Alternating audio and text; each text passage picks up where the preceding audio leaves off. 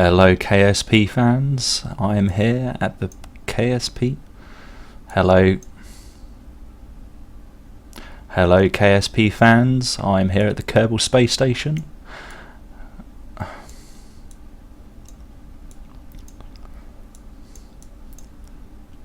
Hello KSP fans, it's me, the Sergeant Jenkins, here at the Kerbal Space Station. Doing a little test flight, a little descriptive flight rather, with my Icarus Mark III. This shuttle has been a multi-role designed vehicle, which I have left for you guys on the Curse Download Center, which I will leave a description and link for in the description box, so you can fly this beauty yourselves. So without further ado, let's power up these engines and take the brakes off and cruise down the runway. Just for you guys who might want to fly this vehicle yourself, she is a heavy beast. We only need to be doing over 100 meters per second to take off, but you will need the whole length of the runway. So we're just slowly cruising down for the moment. Just going to sort this line out and turn the SAS on so she doesn't wobble around. And increase the thrust. Past the station now. There's 100 meters per second. Let's punch it though. Full power to the engines. Pulling back. You'll see she will not take off. Not until there's a bit of space under her wings.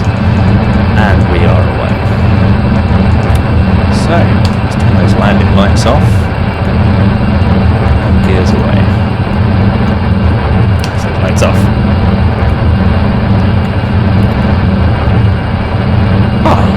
Cabin lights on now, can't we? So, fully spec this out, I think 1 to 7, gives you all these different rolls. Should probably be putting myself up to about 45 degrees. Full throttle, 45 degrees is how you want to fly this shuttle up to the edge of the atmosphere. Then we'll level it off a little bit before punching through. So yeah, a little bit about this, guys. Got the cargo bay here.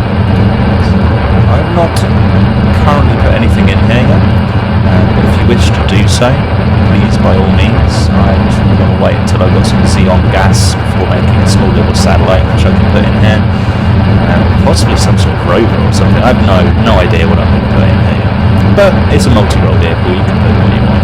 For now, I've got some batteries and some science in there. Other parts of the vehicle, we've got the docking arm here, so you can dock yourself onto the space station that you've already got in orbit. I'm playing this in, I'm not in sandbox mode, I'm playing career mode because that's how I like to play the game. So I don't have all these xenon gas things that I'd like to put on there just yet. I am using the Interstellar mod, but this vehicle comes completely mod free, so you can have this if you were using vanilla. So yeah, we've got the cabin crew here, and a cockpit. Also there are these external fuel tanks, so I'm just watching my altitude. External fuel tanks, they're getting down now. If you're flying this, guys, flying my ship, I recommend not dropping these off till you're in a stable flight, just at the top of the atmosphere. Doing the speeds that we're going to be leaving the atmosphere in, dropping them now can cause all sorts of problems with ripping the wings off and stuff, so make sure you've got some stable air, or stable, non-stable air, as there is no air in space, will help get these things away from your wings and decrease the load. The tanks are really just for extending the flight and making sure that we achieve atmosphere or orbital speeds without having to dock or send any sort of refueling to this vehicle.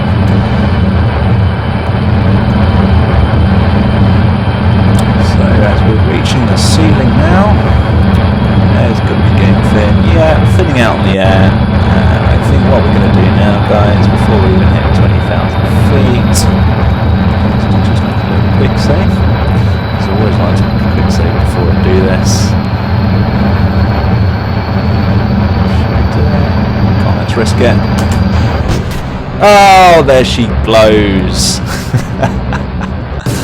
Ah, typical. Let's reload that.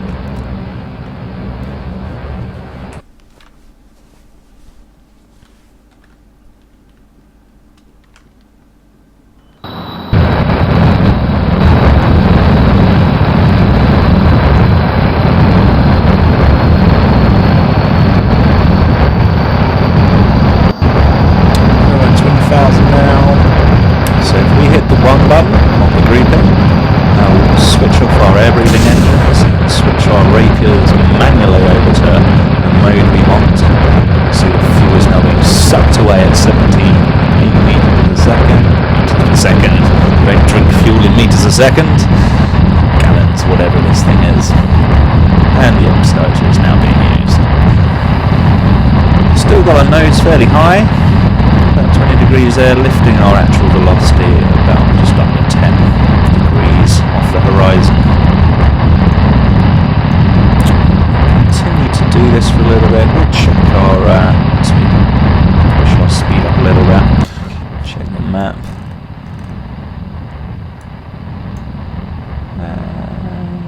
So I'm going to bring this thing out just in a little shallow orbit. Got the space station curb off up here, but we won't be docking with that though. Actually, there wasn't a bad time of day to be launching, I don't think. We're probably a little bit ahead of it. I'm going to say ahead, even though we're behind now. By the time that we reach the speed that we'll be able to dock onto it, we will be ahead of the space station itself.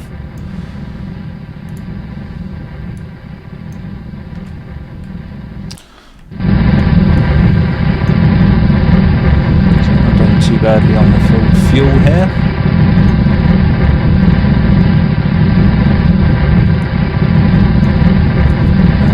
These external tanks have been drunk now.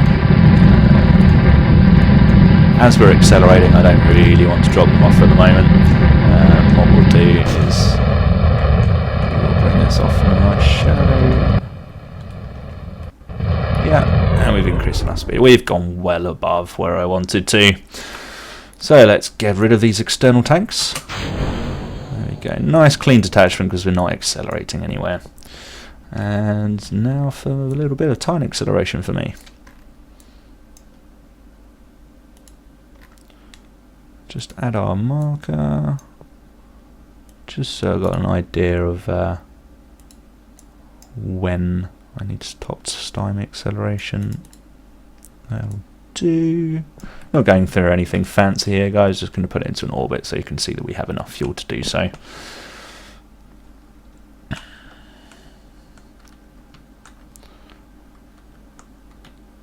Line us up with our trajectory that we want to burn at when we reach our target node, 7 minutes from now, and a bit of time acceleration. And for you guys, I'll probably just chop this out of the video for you. What a pretty sight, watching the sun there rise over the horizon.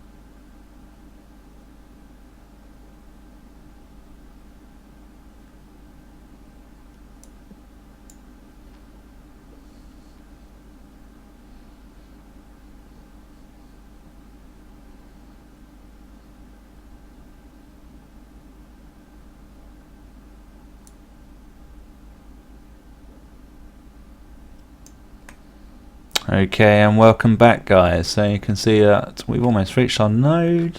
We're just going to take off this time acceleration. I'm in a lot higher orbit than I wanted to be. But yeah, we're just going to use what fuel we've got to increase this. Setting up a much lower burn node will be much more beneficial to you and give you more fuel to play with this thing. And you can see I'm actually above or outside of my space station's orbit. So yeah, a little bit of distraction there happened. And anyway, 5 seconds to burn. Let's burn. So 133 meters per second to increase by.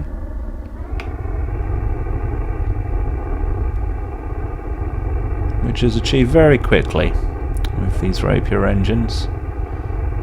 Very powerful engines. Still got plenty of fuel here though. And there it is. That's our orbit. Oh, getting some lag. There we go, power those down. So there we go. This is the Icarus Mark III, now in orbit, and for your downloading pleasure. What we'll do now is a space station. Oh, there's our space station. Let's take it down, see if we can get a landing on it for you. Hello?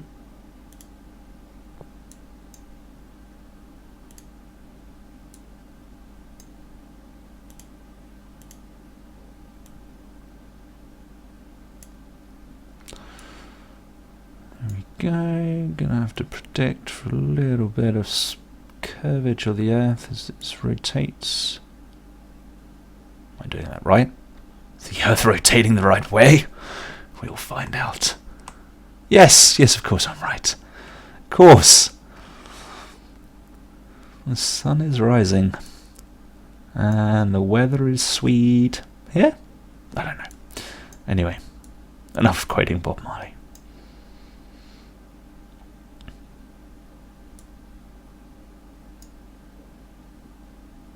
Here we go.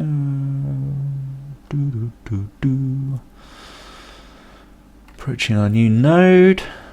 I should probably use this time to rotate the vehicle. Although we're not far off already. Pointing in the right direction for a retro burn. Say it's off and on. There we go. 1 minute. Let's just speed that 1 minute up. Quick check. Coming down. No. No.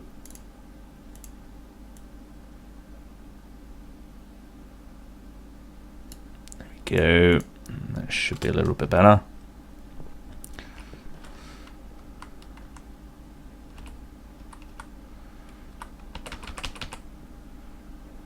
Yes, this will do, ladies and gentlemen. Okay, so let's burn now. 300 meters per second to lose, or 350. Bring that up. Well, there's a couple of seconds before we needed to burn, but no harm in that. Speed this up. Notice this vehicle is pretty good at gliding as well with these wide wingspan that we've got on it. So even if you do run out of fuel, as long as you've got it to this point where you're no longer going to perform in orbit, you will be able to bring it down somewhere, and as long as you're over land, land it softly.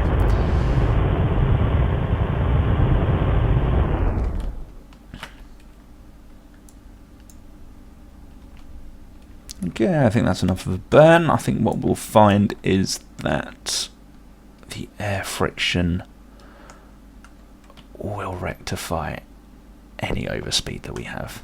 So let's rotate this round into our direction of travel again. And I'm just going to accelerate time again just so that we can get towards the atmosphere a little faster for you guys without having to chop out this section of the video.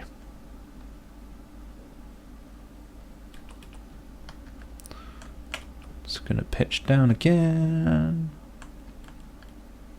There we go, that'll do.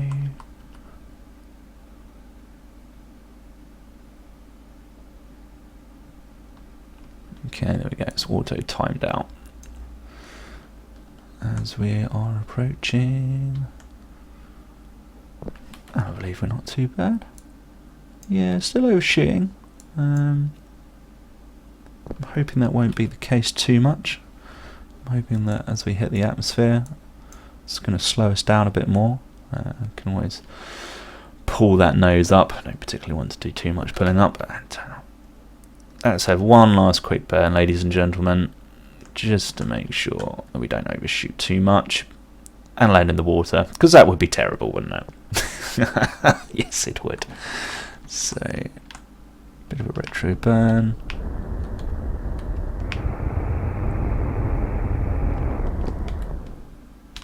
Have I overdone it? No.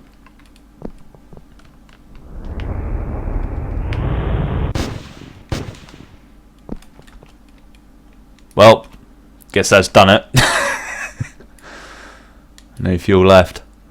Well, no oxidizer left. And that's not too much of a problem, actually. We will still have a little bit of gas to use when we have some oxygen.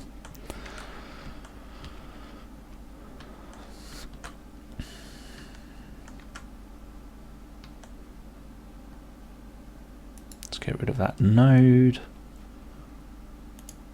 Keep an eye on our air. Should be breaking through the atmosphere soon, getting that lovely crimson glow across the Phoenix's wings here. And yes, we're going far too fast still. I know we're not in the atmosphere yet, but I can tell you this is not going to be landing on our runway. Not unless I can drastically slow this thing down. Pushing our nose deep into the atmosphere. It's fighting me as well. Trying to lift off. Let's see if we can slow this down. Bringing that speed down. Bringing it down.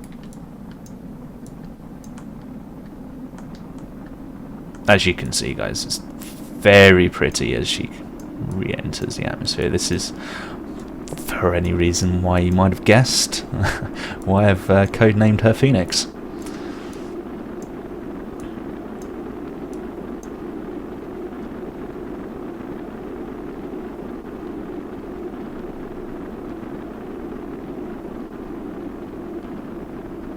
Okay, pretty soon we're going to get some air resistance.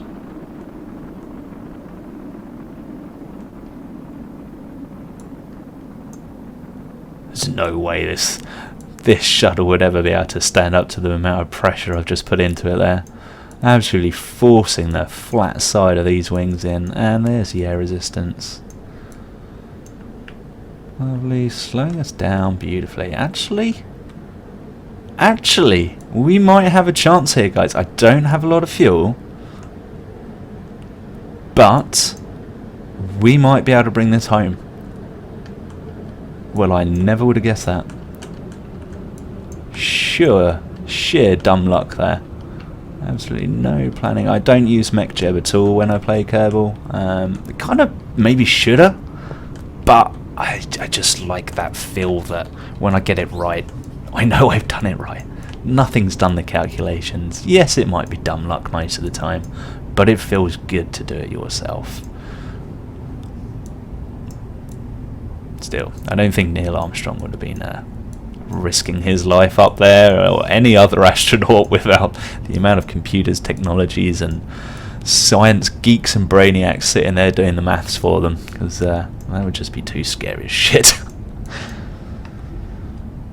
Well, bring it in. We're actually going rather slow. I need to kind of keep the speed up. I have had an error before. I'm just going to do a quick save. I have noticed, I think it might be something to do with some of the parts that don't have weights to them do get a bit finicky when you do certain speeds. And I have noticed this vehicle. I was coming into land, only doing about 50 meters per second, and the whole thing just ripped apart.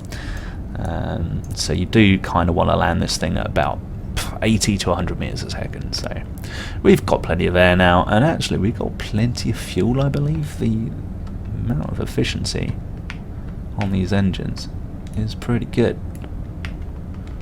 So press 1 again. There we go. Engine should be in air breathing mode and operational. So let's level this thing out a little. Get a bit of speed on. Not going to burn too hard. Just need to keep direction of travel roughly on the horizon there. And have it a little just below the horizon as we are wanting to land. We want to come bring our altitude down somewhat. There, that will do. Settle in, girl. I've put a lot of fine-tuning into this vehicle, and it seems to have paid off now, even though most of these tanks are now empty and all of the fuel is sitting at the back, especially in this device. That's where all the fuel is left. There's no fuel left anywhere else. Everything else is empty. She's still with the SAS on. We'll just sit. I mean, I'm hands off at the moment. I'm not touching anything. No adjustments need to be made. The nose will always be slightly higher than your direction of travel. That's not too much of a bad thing. I mean, this thing is a space shuttle. It's designed for taking off, so the nose will always want to lift up in regular flight. It's not too much of a bad thing, but it's not perfect. And the reason I haven't got all these wings dead flat coming outwards is just because there wasn't enough space for me to get all of the gubbins on and stuff that I wanted. So I needed these extra engines here, and the fuel, and so I needed to have wings on the top, and so they had to slope down and all sorts, and then it just started to look fucking awesome. So I've kept with the design.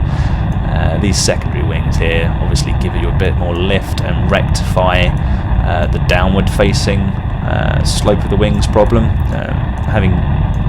If you watch Scott Manley at all or know anything about aerodynamics and physics, having these downward sloping wings is not going to benefit you at all. Right, bring it in. We're getting close to the runway now. Still doing 100 meters a second. Still got fuel. These engines burn so well when you've got this oxygen. So, trying to put some landing gear down. Slowing our speed off a bit. And let's force ourselves down towards that runway. Passing over the relay we've left out here. A bit of sideways drifting. Let's rectify that. Kill those engines.